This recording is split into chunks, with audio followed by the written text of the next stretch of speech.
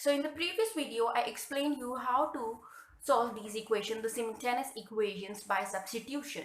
Now let's take another example and let's see how it will work. So x plus y equals to 15. It is our first equation, and the second equation is 2y plus x equals to 31. So we can either arrange the equation 1 or the equation 2. Let's arrange the equation 1. So here I am going to isolate the x again. So x equals to 15 minus y. Why this is minus?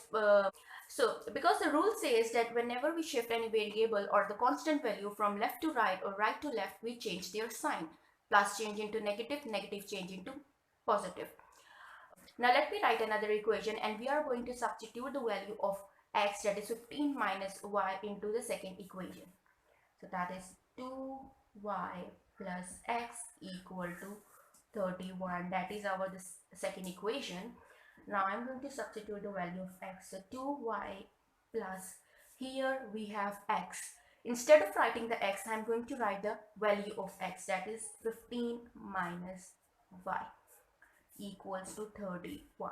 Now can you see both the variables are same, 2y and minus y, both the variables are same. It means I can do the operation on them. Okay, so 2y take away y equals to just y.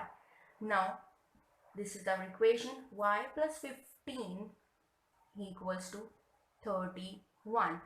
Now I will find the value of y. So here this plus 15 is a constant value. I'm going to shift this plus 16 onto the right side and it will become minus 15. So y equals to 31 take away 15. So the value of y equals to 16. So we basically find value of y, that is 16, with the help of this equation that we rearranged. So with the help of this, I found the value of y, that is 16. In the same way, now I can find the value of x. So in the previous video, I just substitute the value of y into the equation 1. Now we are going to substitute the value of y into the equation 2 and find the value of x. You can either substitute the value of y in equation 1 or in equation 2. So 16 plus x equal to 31. So 2 into 16 equals to 32. 32 plus x equal to 31. Now 31, here x equal to, here this is plus 32. We have to shift this plus 32 onto the right side. It will become minus 32.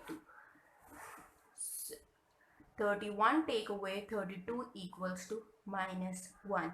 Why minus 1? Because whenever we separate a larger value from a smaller value, we write a minus sign with the answer. Now the value of x equals to minus 1.